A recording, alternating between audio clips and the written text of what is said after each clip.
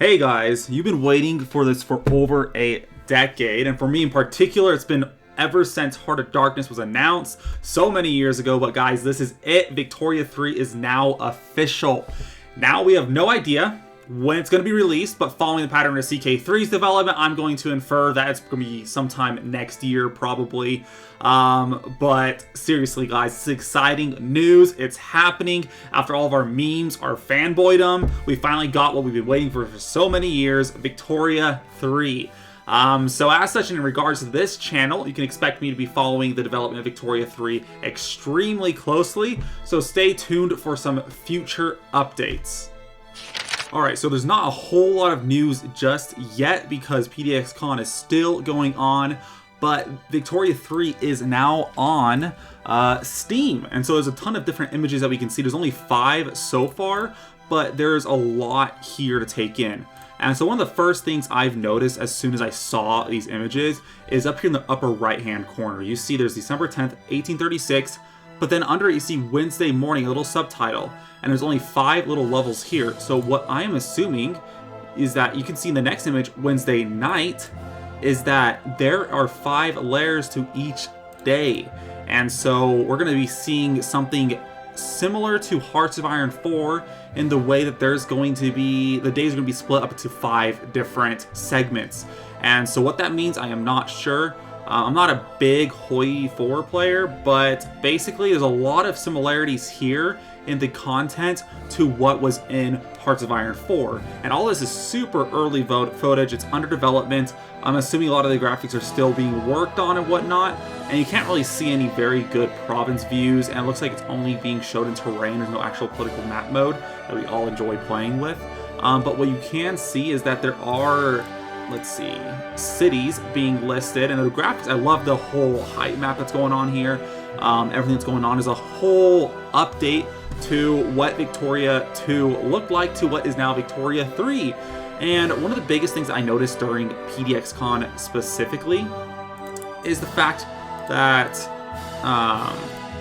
well, actually I don't remember, but what we can tell is that there's a whole host of new features. They did say during PDXCON, this is what I forgot, but the Victoria 3 is going to reflect a lot of systems that were already in Victoria 2. So hopefully we're not going to see too much of the great things that we love about Victoria 2 changing, such as the pop system, which I believe I saw in this image, for example. It says 1.86 in the bottom left-hand corner. And that's a total population of, I'm assuming, is the province itself. But you can see there's a growth modifier and there's a migration modifier. So there's a lot more info that we can see about what is going on. It looks like there's some buildings here, maybe sort of Imperator Rome-esque thing going on here. I'm not really sure what it is exactly. Infrastructure usage. You know that in Victoria 2, with the railroad system, there's always a different tier as far as infrastructure in each province. Looks like that might be expanding a little bit on that. There's taxation, expenses, so you might be able to look at specific province levels. How is each province or state affecting your general sort of GDP, your entire economy? How is each state affecting your total nation economy? And that's an interesting thing I'm seeing. There's interest groups. Looks like it's something to do with parties, the party system. There's interest groups there. And so there's a lot to take in right here. As well as you have the market system, it looks like they have. So you can see each province has its own trade good that's being used. This looks like it's the actual entire nation, the entire Chinese country we're looking at here, and all of the resources being produced in the country. And so by most underproduced, maybe that's meaning products you need in your country and that you're not producing enough of, and most overproduced is maybe products that you need to export. Because right under it you see new import and new export. So you can go ahead and look at this, and maybe you want to import grain as China, and maybe you want to export something like wood. And so it looks like there's an entire trade route system, which does look like Imperator Rome as well, with being able to get trade routes coming in. I'm assuming Hearts of Iron 4 also has something a little bit similar to that. And so that's a little bit interesting to see. Besides that, you have commanders here on the right side. I'm also not entirely sure what a lot of this means as far as 10 out of 10 or 5 out of 10. It could be how many units they have in their army. So maybe kind of like Hearts of Iron 4, where each army group or army commander could only have a certain amount of units under them. It could be a similar system as that. And it looks like you can also improve relations. There's not a whole lot else I see. I can see the cities, the names down there. You have the political map mode. And it looks like you might actually be able to more intrinsically affect each modifier your nation has. Like in Victoria 2, for example, when you have your colonies in Africa, you can't really control a ton the assimilation you have. Like the national focuses, there's not really much you can do there. But it looks like you have different policies as far as the political stuff goes in Victoria 3. There's different institutions, education, law enforcement, workplace, safety, officer, security, colonial affairs. And it's also a slider here, so it looks like there's a lot more to be had.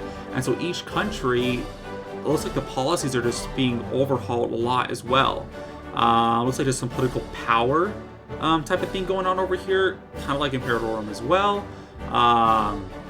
And also kind of like Hearts of Iron 4, where you have to use your political power, political capital to enact changes in your country. Looks like there's a bit of a more detailed view of each of your parties as well. And it looks like there's actually characters. You have King William of Hanover. He is an heir. And so it looks like these are probably traits down here. So each character looks like they have a specific trait. HM's government, obviously you have different government forms just like Victoria 2. Election systems, politically inactive. Looks like you actually can, and this is interesting, I just noticed.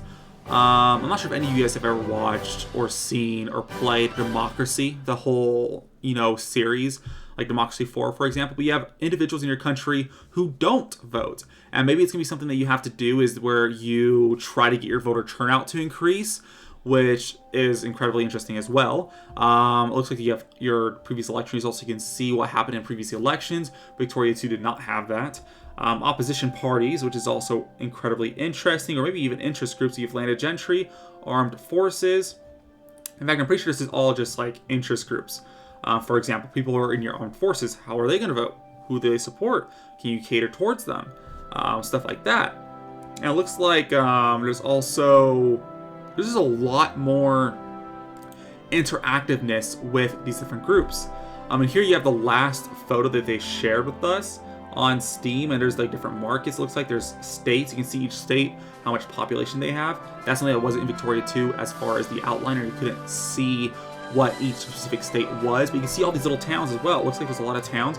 I don't know how the province system is, like how do you move units, because you can see these little lines here, but I'm assuming it's kind of like CK3 in a way, or even Imperatorem, where you have the state itself, but then it's divided even further by how units can move through them, what you can interact with. I'm not sure if you can build cities like you can in Imperatorem. There's a lot of interesting stuff you can see here. It looks like there's a little, I'm not sure what these are, but maybe a build menu you can build something in. Maybe laws. I'm not really sure what this is, but army is looks like this is what army is. And you have all of these down on the left. That's industry, probably trade, war, diplomacy, research, culture, probably something to do with population right here. This I would also think maybe has something to do with research again. Maybe there's idea slots, like we had in in EU4. But very quickly, that's what we see. Of course, during PDXCON this weekend, we'll be seeing a lot more going on, a lot more announced, a lot more information. But I just wanted to just splurge right in there because we already have some stuff we can see here. And honestly, we have an awesome Victoria 3 announcement trailer that released. And honestly, when I was watching this, I was so surprised, giddy. I was jumping up in my chair. I was yelling. And this is something that we have been waiting for so many years. And just seeing this, it's like this whole industrial cog look like. You can see voting or people on a steamship. You can instantly tell that this was what we were waiting for. This is Victoria 3. You have revolutions. You have the emerging ideologies of the era. You have politics, alliances, geopolitical, just wars going on. It's just going to be intense.